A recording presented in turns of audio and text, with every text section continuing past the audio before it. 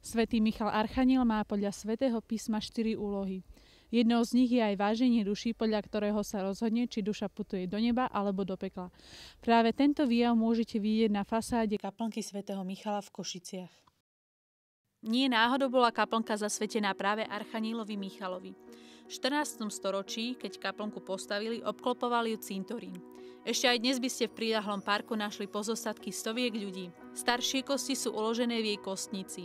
Aj preto sa kedysi kaplnka nazývala cintorínskou. Kedysi kaplnku svätého Michala volali aj slovenským kostolom. V 17. storočí sa totiž jedine v jej vnútri slovenská menšina dočkala bohoslužby v rodnom jazyku. Aj dnes sa v kaplnke slúžia omše v jazyku národnostných menšín.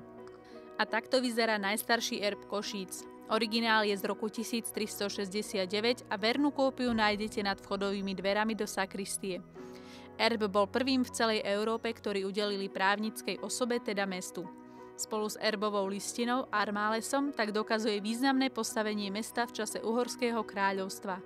Aj keď oltár patrí k najmladším nájomníkom kaplnky, určite si zaslúži vašu pozornosť. Vidieť na ňom môžete napríklad Archaniela Michala ako víťazi nad satanom. Že sedím na tomto mieste, to je v poriadku, pretože na toto aj slúžilo. Sme vo svätyni, kde zvykli byť diakoni a kňazi. Tu si mohli sadnúť a tu sa odkladala smerom odo mňa naľavo sviatosť oltárna a potom za oltárom, čo už fakticky z lode nevidno, je vzácny letopočet až z roku 1481. Svetostánok, pred ktorým stojíme, je dokladom neskorej gotiky v Košiciach a ukazuje sa to najmä na fialách, ktoré sú ako keby už odkvecnuté, ako keby unavené. Na ďalšom vyobrazení, ktoré je ešte z obdobia gotiky, je v strede svätý Michal Archaniel, ktorý má okolo seba dvojčatá svätého Kozma a svätého Damiána.